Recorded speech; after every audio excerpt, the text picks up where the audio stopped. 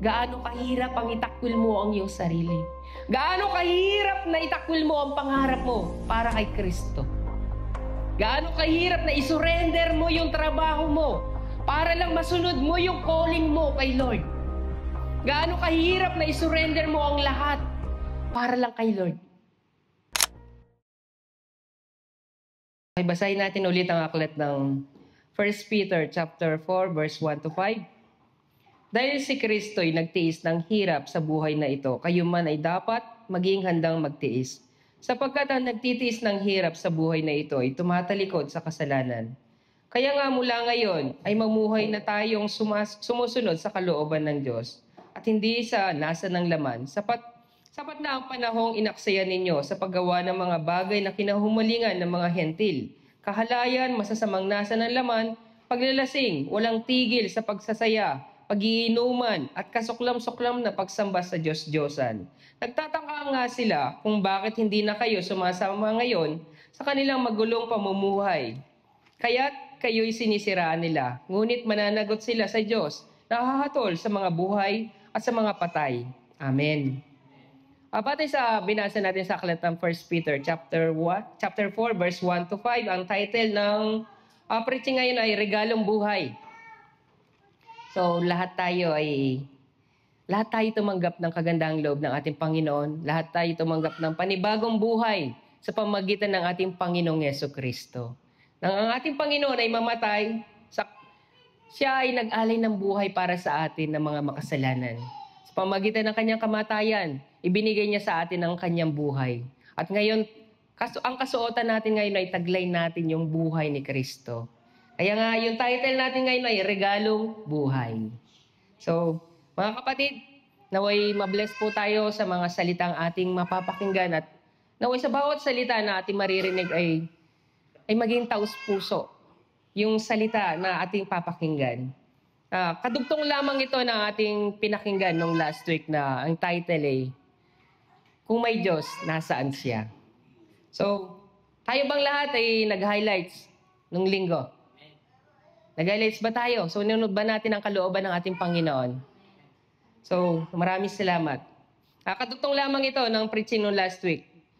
So, alam natin na maraming mga Kristiyano na tinawag ng ating Panginoon. Nung una, napakainit nila.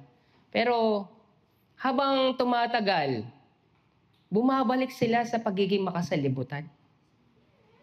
Bakit kaya ganun ang nangyayari sa kanila na tinawag sila ng Panginoon, nagumpisa sila sa pagiging mainit, at pagkatapos, hindi namamalayan ng bawat isa na papunta sila ulit sa pagiging makasalibutan. Alam niyo, ano sabi ng ating Panginoon? Dahil si Kristo'y nagtiis ng hirap sa mundong ito. Sa buhay na ito, kayo man ay dapat maging handang magtiis. Sapagkat ang nagtitiis ng hirap sa buhay na ito ay tumatalikod sa kasalanan. So, yung pagtitiis natin pala ay bahagi ng yung pagtalikod natin sa kasalanan. Sa paanong paraan? Kaya nga, mamuhay kayo ngayon na sumusunod sa kalooban ng Diyos. So, kung dati tayo mga makasalibutan, namumuhay tayo sa kasalanan, nung tayo binago na ng ating Panginoon, tayo pinatawad na sa ating mga pagkakasala. So, sa ating pamumuhay, sa ating Panginoon, sa pagsunod sa kalooban niya, ang ating mga kasalanan, tumatalikod na tayo sa ating mga pagkakasala. Ibig sabihin, tinalikuran na natin yung dati nating buhay na kung saan pinatawad na tayo ng ating Panginoong Jesucristo. Kaya nga mga kapatid, yun yung malaking problema ng maraming mga Kristiyano ngayon. Yun yung pinakamalaking problema nila. Bakit? Sa umpisa, napakainit nila sa pananampalataya. Tinanggap nila si Kristo, nakapagsisi sila sa kanilang mga kasalanan. Pero magtataka ka sa kanila, papunta sila ulit sa pagiging malamig. Hindi lang sa pagiging malamig, kundi sa pamumuhay sa salibutan. Ano sabi ng ating Panginoon? Ang Panginoong Jesucristo ay nagtiis sa buhay na ito. Dapat din kayong magtiis sa buhay na ito. Yan ang dahilan kung bakit ang mga tao ngayon, mga Kristiyano, ay hindi nakakatiis. Akala nila, porket na tinanggap nila si Kristo, ando na yung magaan na pamumuhay. Akala nila, tinanggap nila si Kristo, magiging maayos na ang kanilang buhay.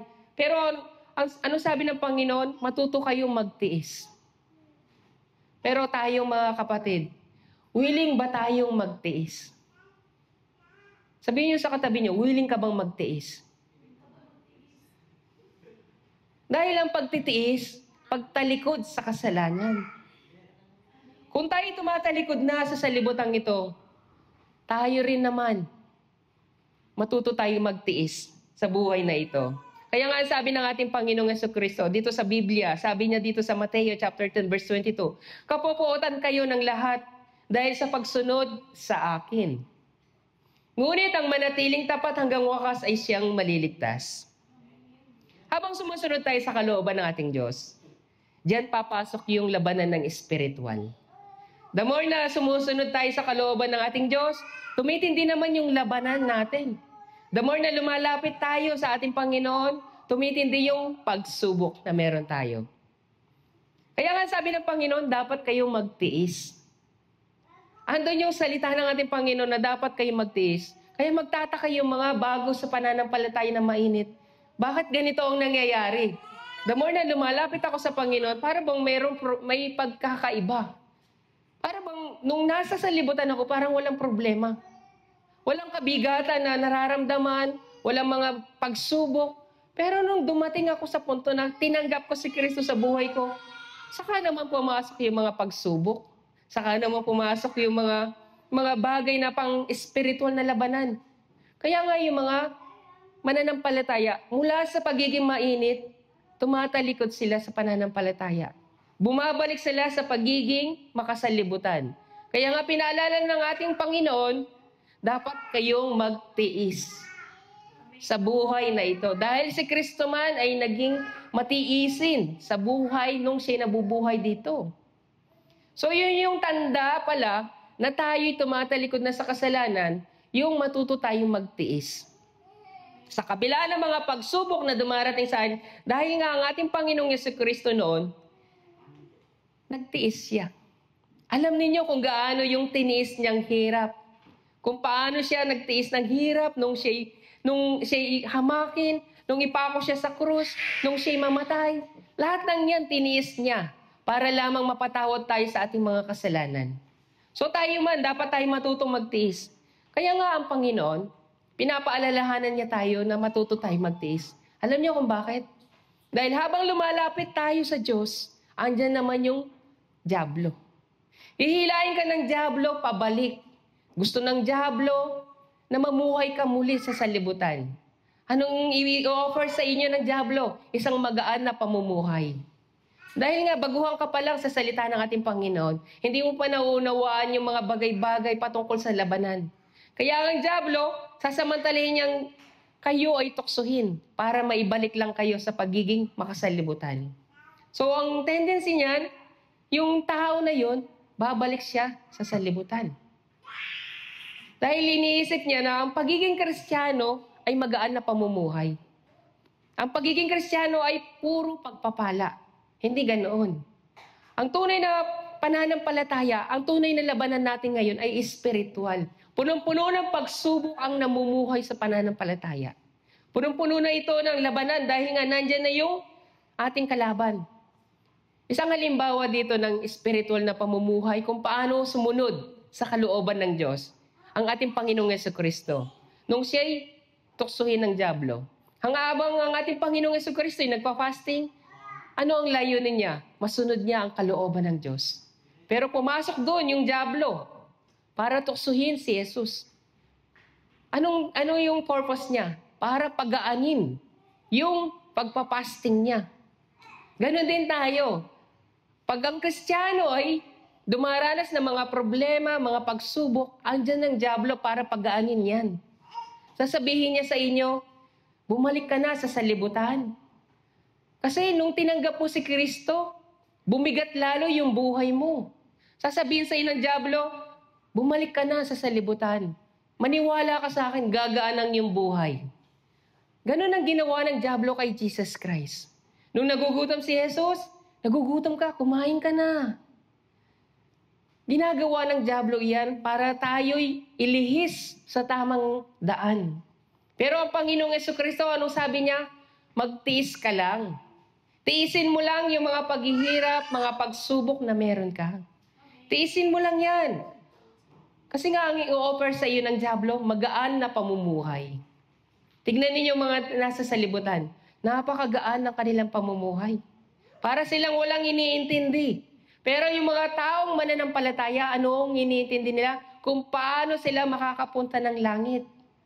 Napakahirap makapunta ng langit. Minsan, ang isang Kristiyano, sa dami ng kanyang mga pagsubok, diyan siya sinusubok ng ating Panginoon na kung gaano katatag yung kanyang pananampalataya.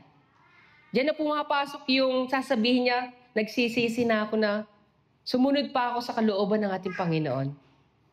Diyan na papasok yung pagsisisi niya. Sisisihin niya ang ating Panginoon kung bakit niya dinaranas ang mga bagay na ito. Dahil nga, hindi siya marunong magtiis ng hirap. Ang gusto niya lang, magaan na pamumuhay bilang Kristiyano. Pero hindi niya alam, kapag pumasok ka sa isang ministry, pag pumasok ka sa buhay ni Kristo, daranas ka ng hirap. Daranas ka ng pag-uusig. Sabi nga ng ating Panginoong Jesucristo, kung ako hinusig nila, kayo man ay uusigin din nila. Kung ako hindi nila tinanggap, kayo man ay hindi nila tatanggapin. Pero kung kayo ay taga-salibutan, mamahalin nila kayo. Dahil sila'y taga-salibutan. Pero kayo, hindi na kayo taga-salibutan. Kaya inuusig nila kayo. So tayo mga kapatid, tayo hindi na taga-salibutan. Binigyan na tayo ng Panginoon ng bagong buhay. Ito'y bagong buhay mula kay Kristo. Wala na yung dati nating buhay. Wala na yung dati nating pagkatao. Wala na yung dati nating buhay na makasalanan. Kaya nga, tayong lahat ay mamuhay na ayon sa kalooban ng Diyos. Lahat tayo, isipin natin, ang ating Panginoong Jesucristo ay naghirap para lang mapatawad tayo sa ating mga kasalanan. Pero tayo, problema lang. Hindi natin kayang tiisin. Kaya tayo mga mananampalataya, isipin na lang natin at alalahanin natin ang ating Panginoong Jesucristo kung paano siya naghirap. Ang nais ng ating Panginoon, matuto tayong magtiis. Pero ang gusto ng dyablo, i-offer niya sa inyo yung dati niyong buhay sa salibutan. I-offer niya sa inyo yung pamumuhay ninyo na walang kinikilalang Diyos. Kasi nung una, di ba? Nung wala tayong Panginoon, wala tayong obligasyon, hindi tayo kinakailangan magbasa ng Biblia, hindi tayo kinakailangan mag-pray, hindi tayo kinakailangan mag-evangelize, hindi natin kailangan gawin na mag-ministry. Lahat ng yan, hindi natin pinoproblema nung panahon na yun. Pero nung tinanggap natin si Kristo, andyan na yung ministry. Andyan na yung paglilingkod natin sa Panginoon. Bakit natin ginagawa yung paglilingkod na yan? Kasi nga, nais natin sumunod sa Panginoon. Nais natin siyang parangalan. Yun yung tunay na pagtitiis.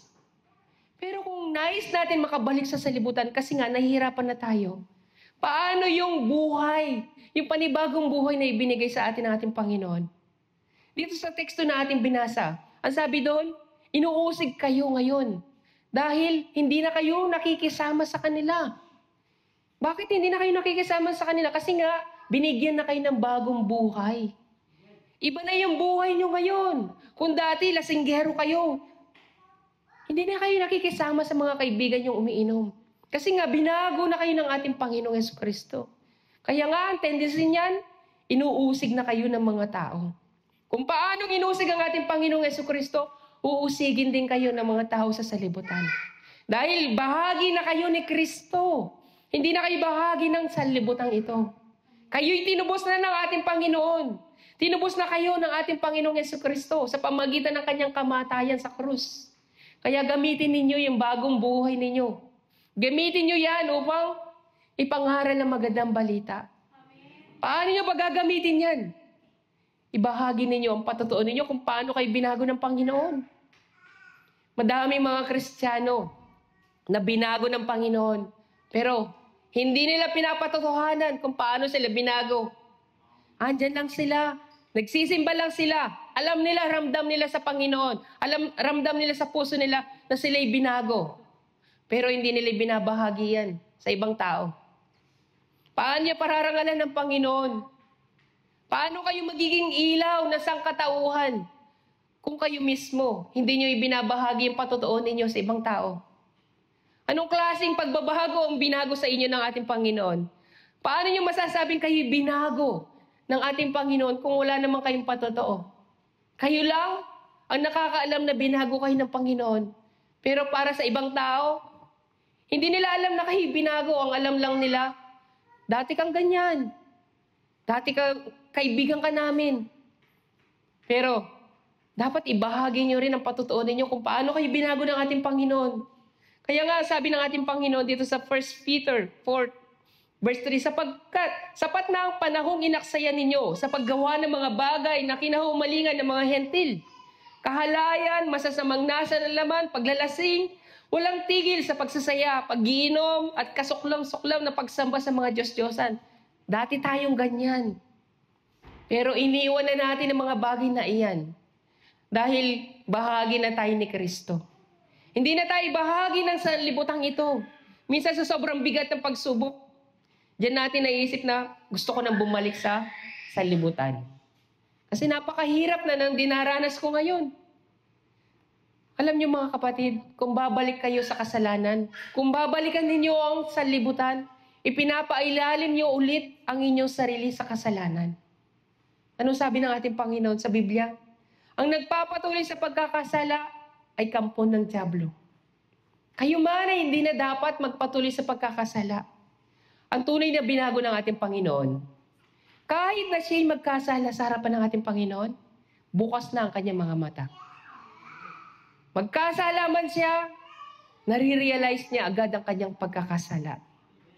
Pero nung nasa salibutan tayo, kahit magkasala tayo, gawin natin yung pamumuhay na yan, hindi natin nakikita na tayo pala isang makasalanan.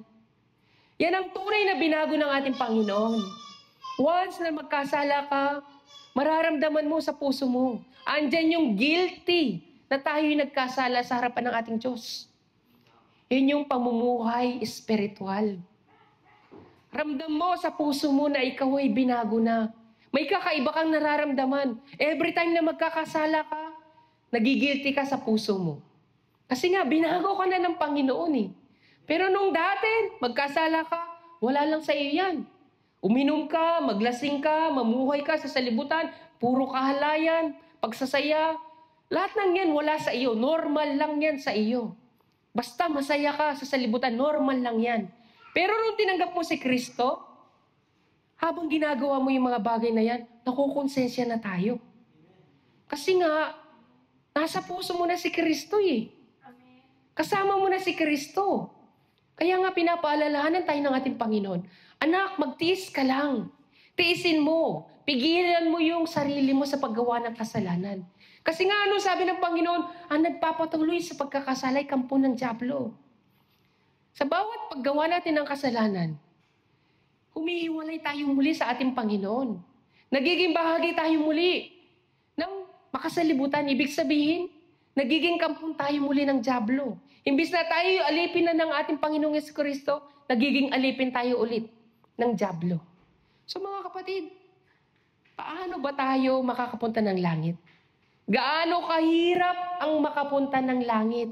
Ano sabi ng Panginoon? Magtiis ka. So napakahirap pala mapunta sa langit. Napakahirap. Hindi madaling makapunta ng langit. Dapat ka munang dumanas ng hirap. Dapat ka munang dumanas ng mga pag-uusig. Dapat ka munang dumanas ng mga pagtitiis sa buhay. Huwag niyong isipin na madali lang makapunta ng langit. Huwag niyong isipin na bilang Kristiyano makakapunta ka ng langit. Hindi ganoon. Napakahirap makapunta ng langit. Kaya nga sabi ng ating Panginoon, ang sino man nagnanais na sumunod sa akin ay kinakailangan itakwil niya ang kanyang sarili. Gaano kahirap ang itakwil mo ang iyong sarili? Gaano kahirap na itakwil mo ang pangarap mo para kay Kristo? Gaano kahirap na isurrender mo yung trabaho mo para lang masunod mo yung calling mo kay Lord? Gaano kahirap na isurrender mo ang lahat para lang kay Lord? Sabi nga ng ating Panginoon, ang sino man nagnanais sa akin na sumunod, kinakailangan itakwil niya ang kanyang sarili. So, ibig sabihin, buong-buo mong itatakwil ang iyong sarili. Yung buo mong katauhan, yung buong-buo mong pamumuhay sa sanlibutan, yung buong-buo mong plano o mga nais sa buhay mo. Kundi ipapailalim mo yung buong buhay mo kay Kristo. Kung ano ang gusto ng Panginoon, yun ang gagawin mo. Hindi mo na kontrol lahat. Kundi kontrolado na ng ating Panginoon. Kung gusto mo pumunta ng langit, itakwil mo ang iyong sarili. Sa harapan ng Panginoon, isurrender mo lahat sa Kanya. Alam niyo, sa buhay ko, pumunta ako dito bilang EPS. Ang laki ng pangarap ko sa buhay. Ang sabi ko, makakapunta na ako ng Korea. Ang pangarap ko, makapagtayo ako ng business, restaurant. Dahil yun ang pangarap ko. Maging sa manager, makapagtayo ng malaking bahay, makabili ng mga sasakyan. Yun yung mga pangarap ko sa buhay. Dahil may pangarap ako sa sarili ko. Pero nung tinanggap ko ang Panginoong Jesucristo, nabago lahat ng yun. Iba na ang pangarap ko ngayon. Yung maglingkod sa Panginoon. Yun yung tunay na binago. Kapag binago ka ng Panginoon, yung mga pangarap mo sa buhay, hindi mo na uunahin. Uunahin mo na ang Panginoon, si Lord nang bahala sa mga pangarap mo. Tuparin man ng Panginoon ang pangarap mo o hindi, basta ang target mo, masunod ang kalooban ng ating Panginoon. Yun yung preaching ka last week. Nasaan ang Diyos? Kung hinahanap mo ang Diyos, isiki first mo muna siya. Para mahanap mo ang ating Panginoon, isiki first mo muna siya. At masunod mo ang kanyang kalooban. So paano mo masusunod ang kalooban ng ating Panginoon? Kung nasusunod naman yung sarili lang natin. So dapat itakwil natin ang ating sarili. Para lang masunod natin ang kalooban ng ating Panginoon. Kaya nga once na inaccept mo sa buhay mo si Kristo, yan na yung umpisa ng journey mo sa paglakad. Hindi ka na nag-iisa sa buhay mo, kasama mo na si Kristo. Sa bawat hakbang ng iyong mga paa, nandyan sa tabi mo si Kristo. Sa bawat problema na meron ka, nandyan si Kristo sa tabi mo. Sa bawat pag-iyak mo, nandyan si Kristo sa tabi mo. Sa bawat pagtawa mo, nandyan sa tabi mo si Kristo. Sa bawat tagumpay mo, nandyan sa tabi mo si Kristo. Hindi aalis sa piling mo si Kristo. Dahil hindi ka na nag-iisa. Kasama mo na ngayon si Kristo. Kaya nga sabi ko sa inyo kanina, once na tinanggap mo si Kristo, nung namatay si Kristo mismo ang naging buhay ninyo. Ang naging kasuotan ninyo ay si Kristo. Ang kanyang buhay mismo. So saan ka magpunta, kasama mo na si Kristo ngayon. So saan ka magpunta, ipakita mo na kasama mo si Kristo. Patutuhanan mo na kasama mo si Kristo sa buhay mo. Hindi lang papakilala mo yung sarili mo na ikaw isang Kristiyano, na binago ng Diyos. Ano ang pagbabago na meron ka? Ano yung sinasabi mo bilang isang Kristiyano? Kung dati manginginom ka, nagyoyosi ka, ipakita mo sa mga taga-salibutan na hindi ka na umiinom, na hindi ka na nagyoyosi. Bilang katibayan na kayo'y binago na ng ating Panginoon. Paano mo masasabi sa mga taga-salibutan, binago na ako ng Panginoon, kung nakikisalamuha ka pa rin sa kanila? Ginagawa mo pa yung mga bagay na ginagawa ng taga-salibutan. Yun ba'y binago ng ating Panginoon? Ang tunay na binago ng ating Panginoon, kaya nga sabi niya sa teksto na binasa natin, hindi ka na nakikisama sa kanila. Nagtataka sila kung bakit hindi ka na nakikisama sa kanila. Hindi lang sila nagtataka, kundi inuusig ka pa nila. So mga kapatid, tignan ninyo ang sarili ninyo. Simula nang tinanggap niyo si Kristo, inuusig ba kayo ng mga tao? Mga kaibigan ninyo na hindi niyo sinasamahan sa salibutan. Nagtaka ba sila kung bakit hindi na kayo ganyan dati? Nagtaka ba sila kung bakit hindi na kayo sumasama sa kanila? Kapag nagtaka sila, katibayan lang na ipinapakita ninyo na kayo binago na ni Kristo. Hindi lang kayo basta binago, tinanggap ninyo si Kristo sa buhay niyo. Dahil lahat tayo binago na ng ating Panginoon. Tayo lang ang may problema. Hindi natin maipakita kung paano tayo binago ng ating Panginoon. Kaya nga sabi ng Panginoon, hahatulan kayo batay sa inyong mga gawa. So kayo, lahat tayo tumanggap ng kagandahang loob ni Kristo. Lahat tayo binago na mula sa kasalanan. Binago na tayo ni Kristo. Pero paano ba natin ipapakita na tayo talagang binago ni Kristo? Sa paanong paraan natin ipapakita na binago tayo ni Kristo? Sa pagsunod sa kanyang kalooban. Higit sa lahat, habang sumusunod kayo sa kalooban ni Kristo, matuto kayong magtiis. Dahil nandyan yung labanan ng espiritual, hahatakin kayo ng dyablo pabalik. Pabalik sa Kanya. Para mahalin nyo ulit yung sanlibutan. Para isipin nyo ulit na masaya ang sanlibutan kesa sa maglingkod kay Kristo. Dahil si Kristo, once nung dumating siya dito, simula nung pinasan niya ang krus, hindi niya binitawan ng krus hanggang sa makarating siya sa Golgotha. Ginawa niya yun, nagtiis siya para lang sa iyo. Para lang matanggap mo yung kapatawaran ng kasalanan. Ano sabi ni Kristo? Ginawa ko yun para masunod ang kalooban ng Ama. Hindi ang kalooban ko, kundi ang kalooban ng Ama. Kaya mga kapatid,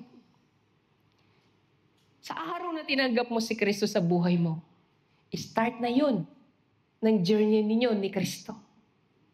Saan ka man magpunta, pasan mo na ang krus ni Kristo. Huwag mong bibitawan ang krus ni Kristo. Kahit na may umusig sa iyo, kahit na may problema ka ba, huwag mong bibitawan ang krus. Pasanin mo ang krus saan ka man magpunta. Kaya nga mga kapatid, kasama na natin ang ating Panginoon saan man tayo magpunta. Kaya nga sabi niya sa 1 Peter chapter 2 verse 21, ang pagtitiis ng hirap ay bahagi ng pagkatawag sa inyo ng Diyos.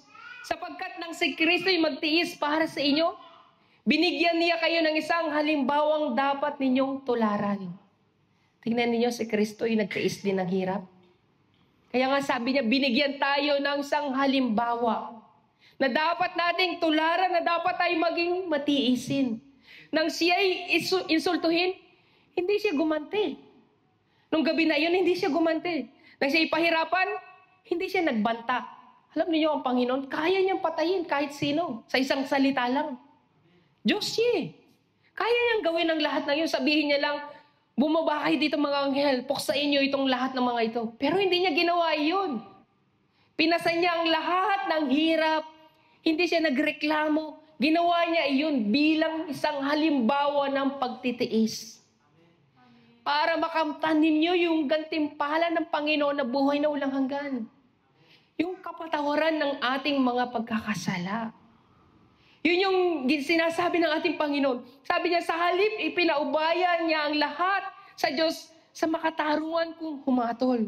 Sa kanyang pagkamatay, pinasan niya ang bigat ng ating mga kasalanan.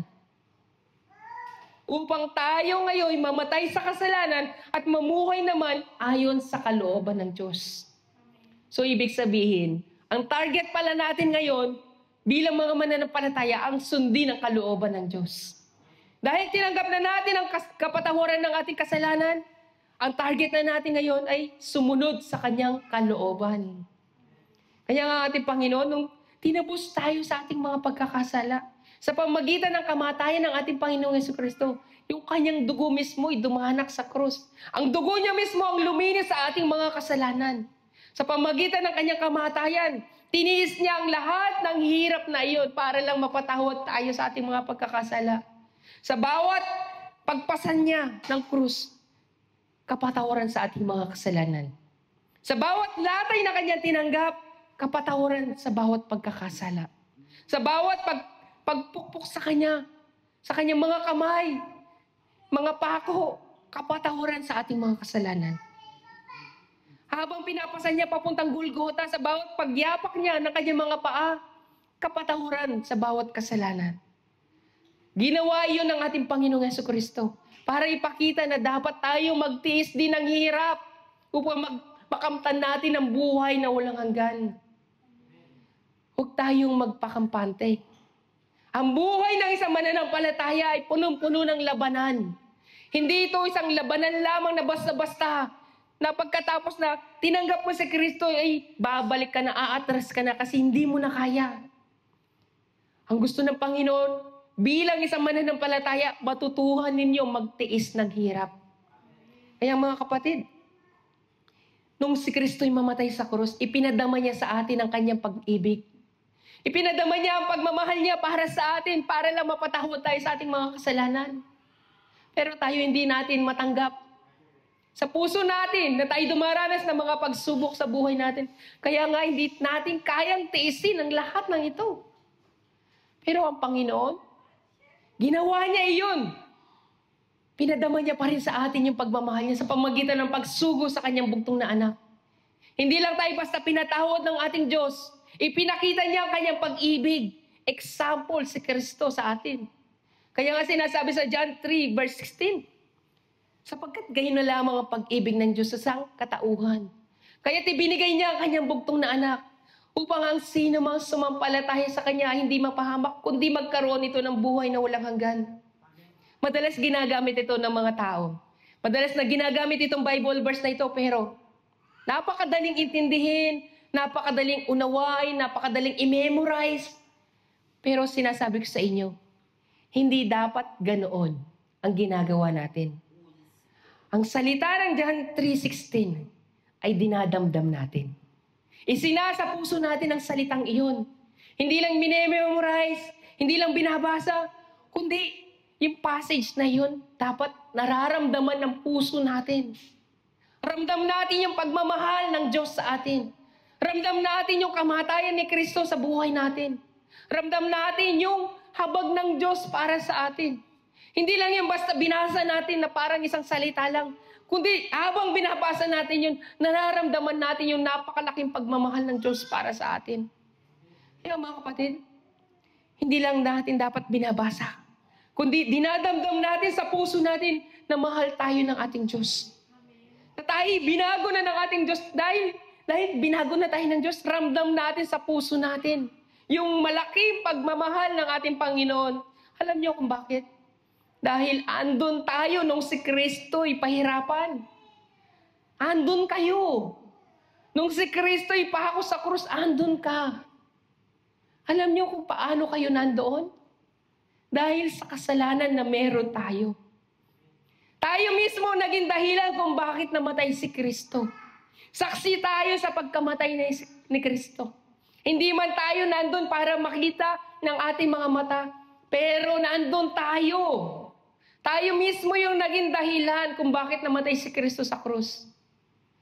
So mga kapatid, huwag nating isipin na si Kristo'y kasalanan ng ibang tao, kasalanan ng Pariseo, kundi tayo mismo kasalanan natin. Dahil sa kasalanan natin si Kristo'y namatay sa krus.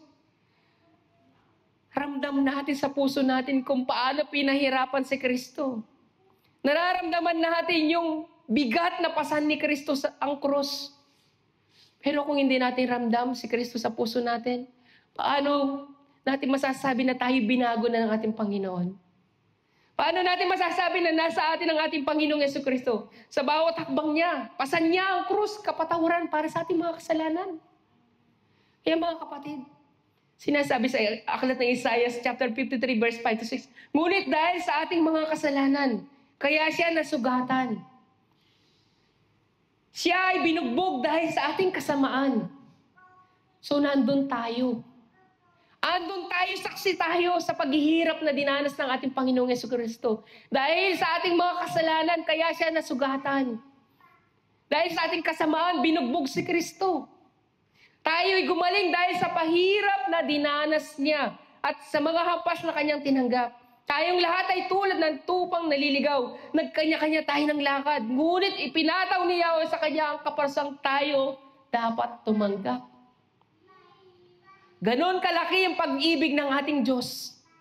Na sana dapat tayong tumanggap ng kaparusahan, pero si Kristo mismo ang tumanggap ng kaparusahan. Siya mismo yung nag-alay ng buhay para sa atin ng mga makasalanan. Pero tayo'y gumaling sa ating mga kasalanan. Malinis na tayo ngayon sa pamagitan ng kamatayan ni Kristo. So mga kapatid, matutuhan nating magtiis ng hirap sa pananampalataya.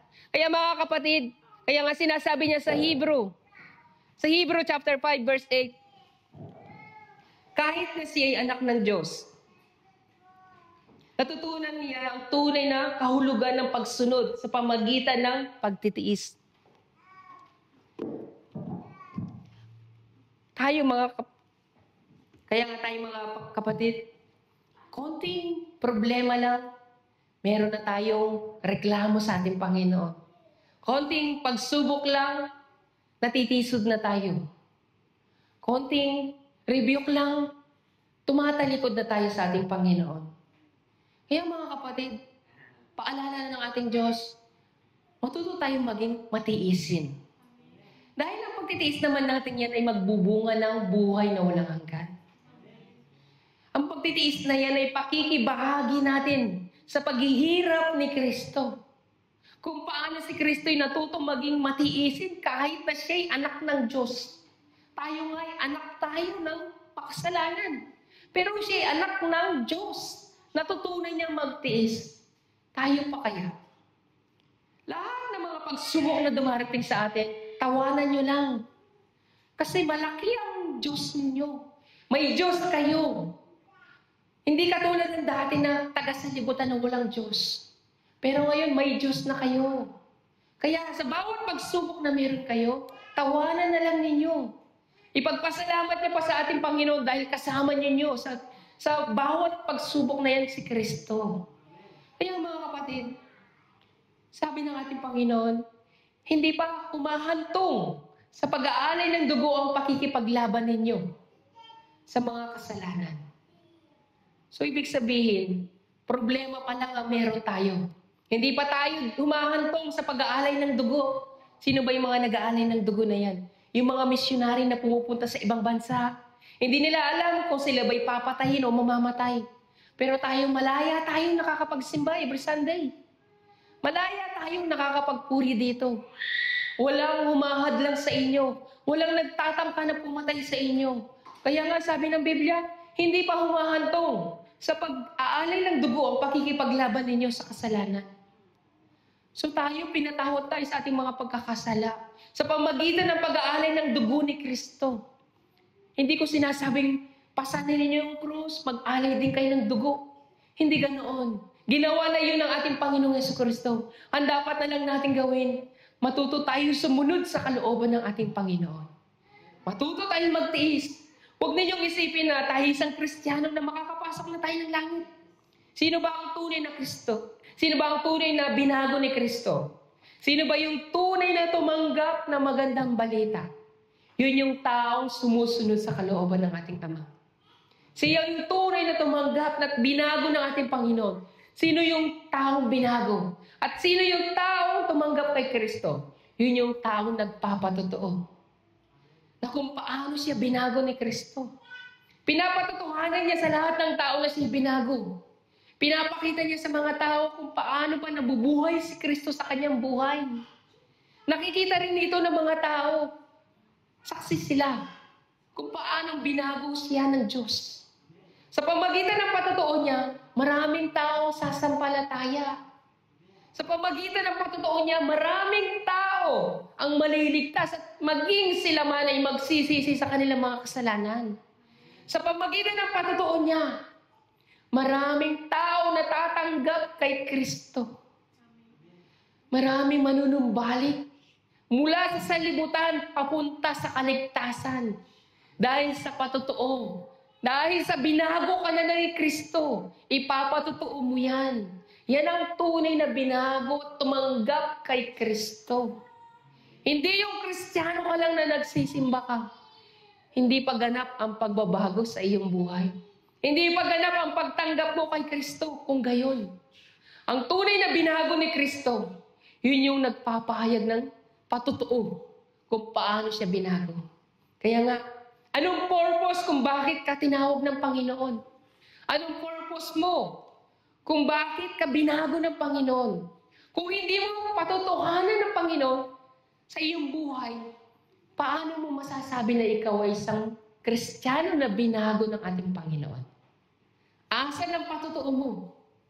Kaya nga sabi niya, ngunit ang sino mang ikahiya ako sa harapan ng mga tao. Ipapahiya ko rin sila sa harapan ng aking Ama na nasa langit. Huwag niyong ikahiya ang mga patotoo na meron kayo. Dahil darating ang panahon na ikakahiya ka rin ng ating Panginoon. Patutuhanan mo kung paano ka binago. Alam niyo, si Apostol Pablo, anong sabi niya? Ipinagmamalaki ko ang aking mga kahinaan, ang kasalanan. Sa pamagitan na nun, na itataas ko si Kristo sa buhay ko. So, ibig sabihin lang, hindi siya nahihiyang patotohanan yung mga nagawa niyang kasalanan. Hindi siya nahihiya na sabihin sa kanila, dati akong drug addict. Hindi siya nahihiya na dati akong lasinggero, nagyoyosi ako. Lahat ng yan, ang tunay na binago ng Panginoon, hindi siya nahihiyang patotohanan. Yung mga kasalanan na ginawa niya noong nasa salibutan siya. Diyan papasok ang pagpaparangalan niyo sa Panginoon. Sa pamagitan ng ibinababa niyo yung sarili niyo at sasabihin niyo, binago ako ng Panginoon. Ngayon sumusunod na ako sa kalooban niya. Sa ganung paraan, napapatunayan niyo kayo binago talaga ng ating Panginoon. Gaya nalaman ng babaeng Samaritana na na-meet niya ang ating Panginoong Jesucristo doon sa balon. Alam na niyo ito. Ibinahagi ko rin ito nung last week. Habang nagpipris ang ating Panginoong Jesucristo sa babae na yun, ano sabi niya? Iniwan niya yung banga niya. Ang sabi niya, halik kayo. Tignan niyo yung tao na ito kanya. Sinabi niya lahat ng mga ginawa ko. Siya na kaya ang Kristo. Ano una niyang sinabi? Halik kayo. Tignan niyo yung tao na ito. Sinabi niya yung mga nagginawa ko. Sinabi niya yung mga ginawa ko. Patotoo niya yung mga kasalanan niya. Sinabi ng babae yung mga kasalanan niya sa mga tao. So yung mga tao naman, nanampalataya. Nanampalataya sila dahil sa patotoo ng babae. Kaya nga, ano sabi niya dito? Iniwan ng babae ang kanyang banga at sinabi niya, halik kayo, tignan ninyo ang taong nagsabi sa akin ng lahat ng ginawa ko. Ibig sabihin, lahat ng kasalanan na meron siya.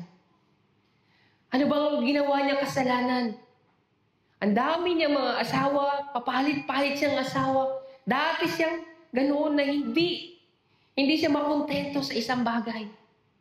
Kaya ang dami niyang naging asawa.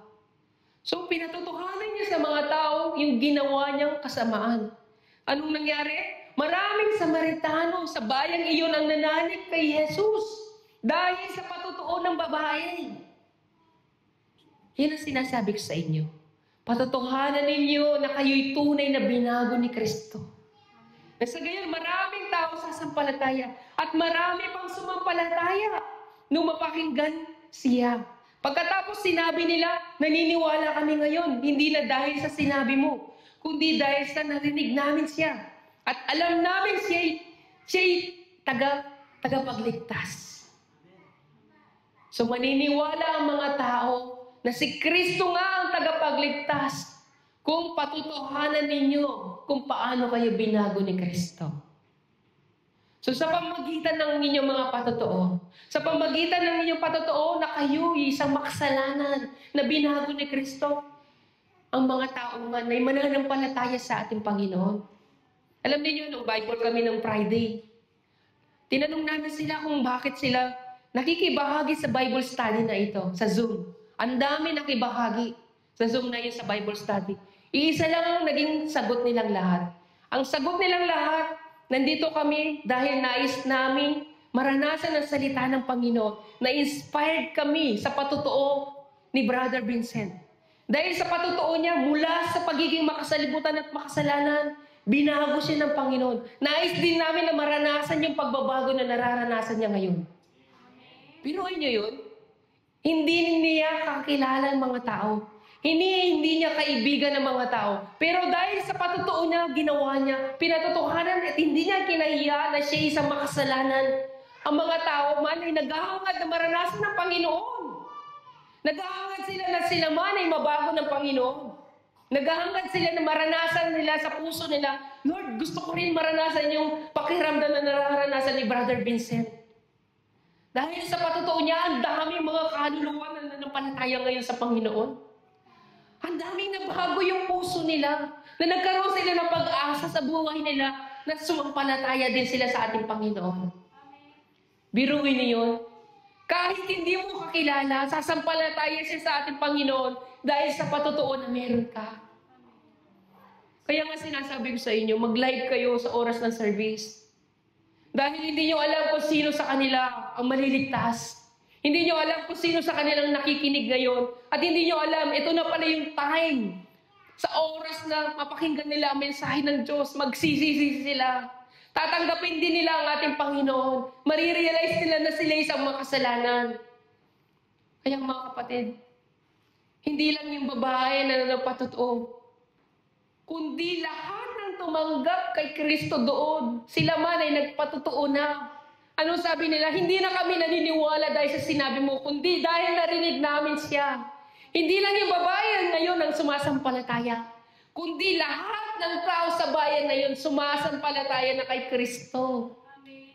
So kayo man, patotohanan ninyo ang salita ng Panginoon. Hindi lamang dito sa bansang ito, kundi maabutan ng iyong mga pamilya. Maabutan yung buong sambahayan na maging sila man ay maligtas. Yung mga kaibigan mo maabutan sa iba't ibang mga bansa, kayang abutin ang magandang balita. Kung gagawin nyo lang yung nais ng ating Panginoon. Yung matuto kayong magtiis at sundin ang kanyang kalooban. Ano ang kanyang kalooban? Patotohanan ninyo yung regalong buhay na tinanggap ninyo ngayon. Na kayo'y binago na ni Kristo. Patotohanan ninyo na kayo'y binago ni Kristo. Huwag niyo patotohanan na kayo'y isang Kristiyano lang. Kundi patotohanan ninyo na kayo'y binago ni Kristo. Yun yung tunay na pagsunod sa kalooban niya. Pero paano? Paano kung ang pastor o tagapagturo ng salita ng Diyos ay hindi pinapahayag ang kasalanan? Alam niyo ba ang pagbabago ay nag-uumpisa sa loob ng simbahan? Sa pamamagitan ng pagpapahayag ng magandang balita ng pagsisisi sa kasalanan. Ang taong nagbago na-realize niya muna na siya isang makasalanan. Pag na-realize niya ang kanyang kasalanan, diyan napapasok ang pagsisisi sa pagkakasala. Kapag nakapagsisi na siya, diyan napapasok ang pagsunod niya sa kalooban ng Panginoon.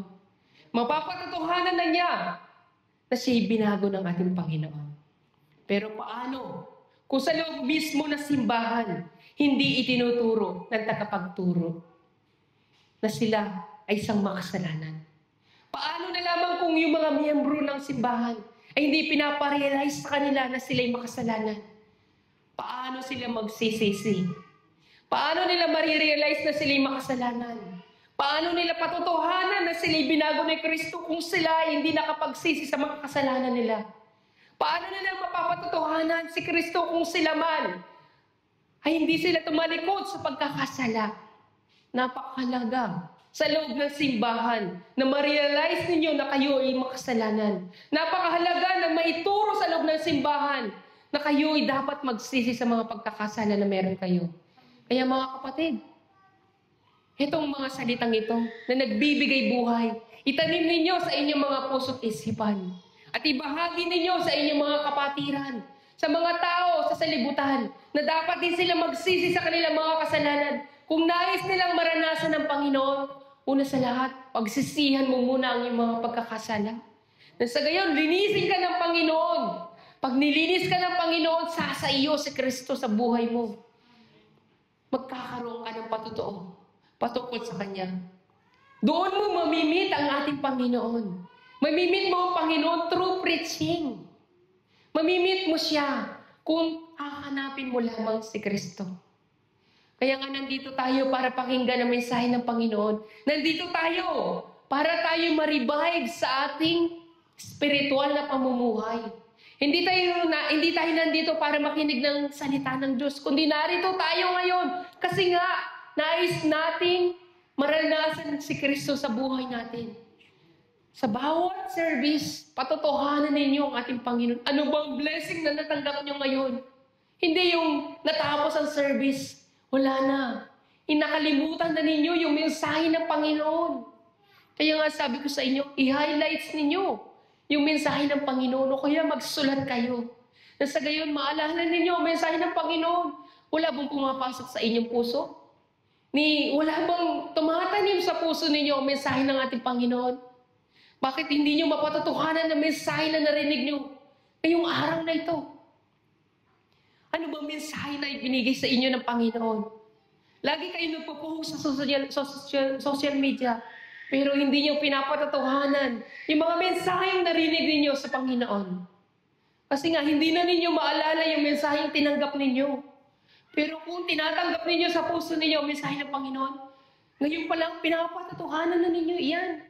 Kanina, nakinig ako ng service, sobrang na-bless ako. Na-realize ko yung mga bagay na ganito. Na-realize ko, nalaman ko na ito palang bagay na ito isang kasalanan. Pero bakit hindi nyo ginagawa yan? Kasi nga, hindi kayo sumusunod sa kalooban ng ating Panginoon. Sa ganung paraan, mga kapatid, may papalaganap ninyo ang magandang balita ni Kristo. Kaya nga sabi ng Panginoon sa Roma chapter 2 verse 29, ang tunay na Hudyo ay ang taong nabago sa puso't kalooban, ay ang Espiritu at hindi ayon sa kautusan na susulat. Ang taong iyon ay pararangalan ng Diyos at hindi ng tao. So sinasabi dito, ang tunay na binago ay mula sa puso't isipan, sa kapangyarihan ng Espiritu Santo. Kung sa inyo ang Espiritu Santo, yan ang katibayan na kayo'y tunay na binago na ng ating Panginoon. Ramdam mo sa puso mo ang banal na Espiritu Santo. Sa bawat pagpupuri mo, ramdam mo ang Holy Spirit. Sa bawat pakikinig mo na mensahe ng Diyos, ramdam mo ang Holy Spirit. Pero paano? Paano na lamang kung hindi mo mamit ang Panginoon? So, paano natin mamimit ngayon si Lord sa buhay natin? Mga kapatid, walang ibang daan para tayo makapunta ng langit, kundi yung magsisi tayo sa ating mga kasalanan. At tanggapin natin si Kristo sa buhay natin bilang Diyos na tagapagligtas. Tanggapin natin sa buhay natin si Kristo. Manampalataya tayo sa ating Panginoon. Kaya nga sabi niya sa 1 Peter chapter 2 verse 1 to 2. Kaya nga, talikuran na ninyo ang lahat ng kasamaan, ang lahat ng pandaraya, pagkukunwari, pagkainggit at paninirang puri. Gaya ng sanggol, kayo'y manabik sa dalisay na gatas na espiritual upang lumagaw kayo sa pananampalataya hanggang makamtan ninyo ang ganap na kaligtasan. Mga kapatid, maghangad kayo ng mga bagay na espiritual sa buhay ninyo, katulad ng pamumuhay ayon sa salita ng Diyos. Yun ay paghahangad ng isang tulay na mananampalataya.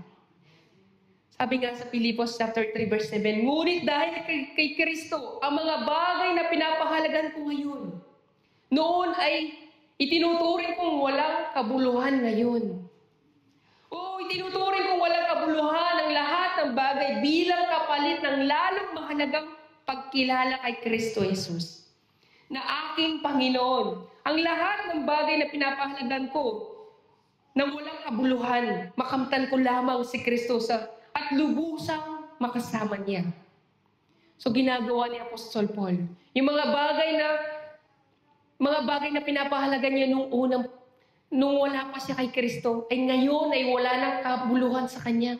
Katulad ng patutuo ko sa inyo kanina, marami akong pangarap sa buhay ko nung ako'y nasa salibutan pa. Pero nung tinanggap ko si Kristo, mas pinahalagahan ko na makilala si Kristo. Mas pinahalagahan ko kung paano ko mapaglilingkuran ng ating Panginoon. Kaya nga mga kapatid, tayo man, hangarin natin si Kristo sa buhay natin. Hangarin natin kung paano tayo maglilingkod sa Kanya. Ang tanging hangarin ko ngayon ay lubusang makilala si Kristo. Maranasan ang kapangyarihan ng Kanyang muling pagkabuhay. Makaibahagi sa Kanya sa mga paghihirap. At maging katulad niya sa Kanyang kamatayan upang ako ay muling buhayin mula sa mga patay. Kaya mga kapatid, kung tayo ay makikibahagi sa hirap ni Kristo, kung tayo man ay makikibahagi sa pagtitiis niya, tayo man ay makikibahagi rin sa buhay na walang hanggan. Kaya mga kapatid, sa aklat ng Gawa, chapter 1, verse 8. Subalit, tatanggap kayo ng kapangyarihan pagbaba sa inyo ng Espiritu Santo. At kayo'y magiging saksi ko. Mga saksi ko sa Jerusalem, sa buong Judea at sa buong Samaria, at hanggang sa dulo ng daigdig. So tayong lahat ay mga saksi ni Kristo. Hindi lamang dito sa lugar na ito, kundi sa buong daigdig. Tayo'y mga saksi ni Kristo. Once na sumaati ng Espiritu Santo, mag-i-start na tayong maging saksi ni Kristo. Anong gagawin natin? Ipapangaral natin ang magandang balita ni Kristo. Patutuhanan natin na tayo'y binago na niya. Patutuhanan natin na tayo, tinanggap natin si Kristo sa buhay natin. Kaya nga mga kapatid, huwag lamang sa buhay natin si Kristo, kundi ibahagi natin, i-share natin yung gospel. I-share natin kung paano tayo binago ng ating Panginoon.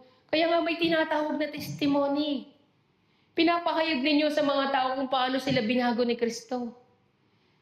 Kayo man, magkaroon kayo ng lakas ng loob na magpatotoo sa mga tao. Huwag ninyong ikahiya ang ating Panginoon. Umpisahan ninyo magpahayag ng salita ng Diyos. Hindi nyo kailangan mag-aral ng theology. Hindi nyo kailangan mag-memorize ng Bible verse. Ang tanging sasabihin nyo lang, patutuhanan nyo kung paano kayo binago ni Kristo. Sa ganung paraan, ang mga tao isasampalataya kay Kristo. Sa ganung paraan, maging sila man ay magsisisi sa kanilang mga kasalanan. Kaya mga kapatid, lahat tayo, magkaroon tayo ng kumpiyansa sa sarili natin na may bahagi natin ang mensahe ng ating Panginoon. I-share natin to bilang patotoo na tayo'y nakikibahagi sa pagtitiis, bilang pakikibahagi sa pagpasan sa krus ni Kristo. Kayo man, pasanin ninyo ang krus hanggang makarating kayo sa dulo. Saan dulo na yun? Hanggang sa araw na kayo tawagin ng Panginoon. Hanggang sa araw na patungan kayo ng Panginoon ng buhay na walang hanggan. Gawin niyo yun nang sa gayon, magkamit kayo ng buhay na walang hanggan. Kaya mga kapatid, sa oras na ito'y tayong manalangin. Manalangin tayo sa ating Panginoon